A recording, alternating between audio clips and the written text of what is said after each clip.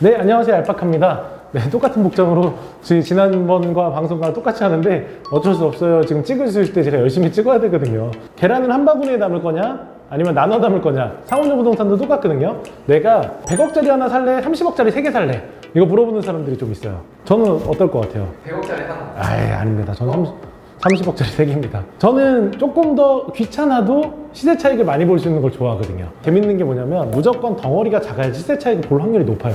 작은 금액들이 그만큼 황금성이 좋고 그 다음 수요창이 많잖아요. 그럼 내가 조금 더 비싸더라도 작은 금액은 잘 팔리거든요.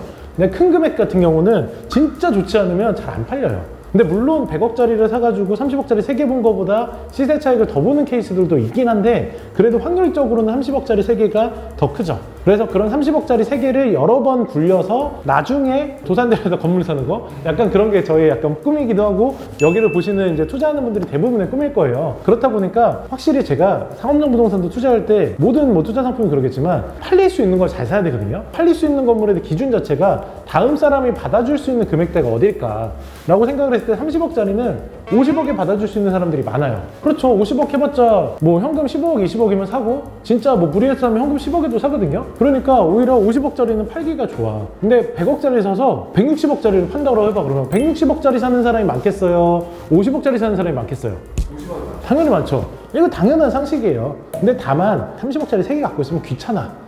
건물 관리할 것도 많고 신경 쓸 것도 많고 막 이거저거 막 컨트롤 해야 될 게 많긴 한데 제가 그래서 맨날 얘기하는 게 임대업이라는 거는 직업이에요. 건물 하나 갖고 있다고 해서 그냥 편안하게 월세 따박따박 받고 있는 거 생각보다 많지 않고 그런 사람은 제가 볼 때 임대업의 한 10%?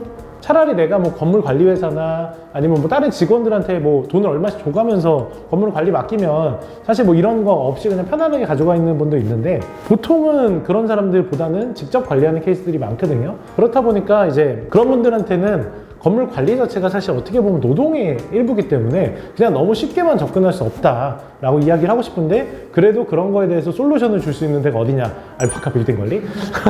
아무튼 그렇게 빌딩 관리가 너무 손이 많이 가고 하다 보니까 오히려 빌딩 관리를 많이 안 하는 회사들이 많은데 알파카 같은 경우 그래도 3년 동안 잘 컨트롤하다 보니까 애들이 너무 적응도 잘해주고 많은 친구들이 그런 마인드를 가지고 일을 해주다 보니까 좀 자신 있게 알파카 빌딩 관리에 대해서 얘기할 수 있는 것 같아요. 빌딩 관리나 이런 것도 너무 귀찮다 보니까 이거 너무 힘든데? 그렇다 보니까 그냥 100억짜리 하나 사버린단 말이야. 그런데 결국에는 덩어리에 따라 가지고 부동산들이 좀 갈리긴 해요. 하이엔드 시장은 모르겠어. 하이엔드 시장은 그들만의 리그다 보니까 금액이 어떻게 산정되는지 모르겠지만 아파트도 5억짜리 4개 사는 거랑 10억짜리 2개 사는 거 생각했을 때 5억짜리 4개가 나을걸?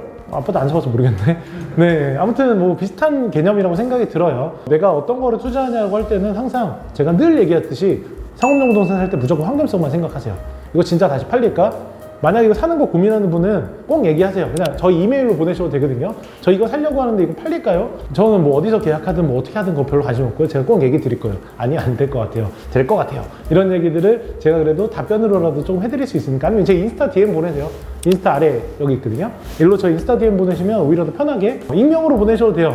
네, 답변 해드리겠습니다. 30억이랑 100억을 건물 살려면 어떤 동네가 좋을까요? 아, 이거 좋은 질문이에요. 왜냐하면 지역에 어울리는 덩어리라는 게 있어요.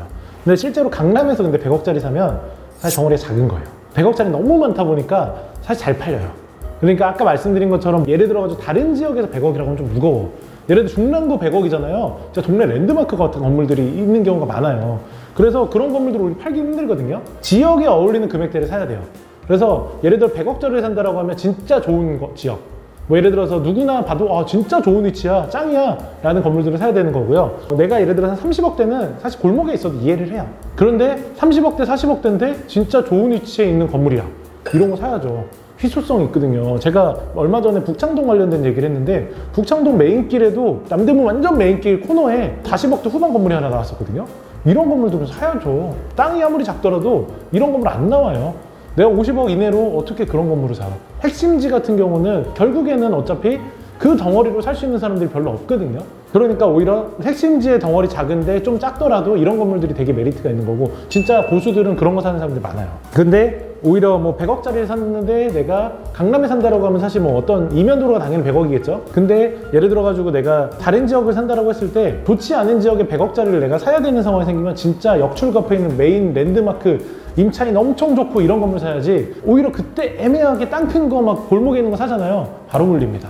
헤어나올 수가 없습니다. 막 그 지역에 어울리는 덩어리를 사시고, 아니면 내가 사용 목적이 맞으면 그걸 가야죠. 그런 게 아니라 내가 단순 투자용, 임대 수익용만 가지고 생각을 한다고 하면 금액에 맞는 위치를 생각해서 사시면 좋을 것 같은데, 또 여기서 또 맹점이 있긴 해요. 내가 그냥 건물 사놓고 한 20년 가지고 있을래, 그러면 사실 조금 떨어진 데 덩어리 큰 건물들이 오히려 월세는 훨씬 더 잘 나올 수 있거든요. 왜냐면 그만큼 수요가 적으니까. 그렇게 생각해보면 그런 좋은 점은 있긴 하지만, 그냥 저처럼 이렇게 투자성, 그 다음에 빠른 사고 파는 거를 되게 좋아하는 분들이라고 하면, 그런 분들은 누구나 받아줄 수 있는 위치, 그리고 그 위치에 어울리는 금액대를 잘 선택해서 하셔야 된다는 얘기입니다. 그러면 동네 몇 군데만 추천해 주시면 안 돼요? 일단 뭐 100억대라고 하면 사실 요즘에 제일 좋아하는 동네 있죠. 강남, 서초, 용산, 성동, 이런 핵심 지역들. 그리고 아니면 뭐 중구나 종로구에 좀 좋은 위치들, 이런 것들을 살만한 것 같고요. 한 30억대 산다라고 하면 그래도 영등포구나 마포구, 뭐 동작구, 강동구, 광진구, 이런 한강변에 있는 데를 샀으면 좋겠어.